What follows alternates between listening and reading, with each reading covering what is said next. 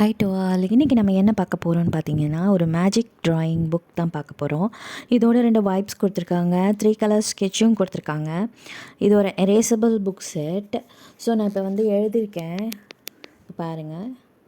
வெறும் ஒரு வைப் போதும். அதோட சும்மா 2 செட்டு வைப் வந்து ஃப்ரீயாக அவங்க கொடுக்குறாங்க. பட் நம்ம வீட்டில் இருக்கிற வைப் வச்சு தொடச்சா கூட அது நல்லாவே போகுது. அது எப்படி வந்து அப்சர்வ் ஆகுதுன்னு நான் காட்டியிருக்கேன் பாருங்கள்.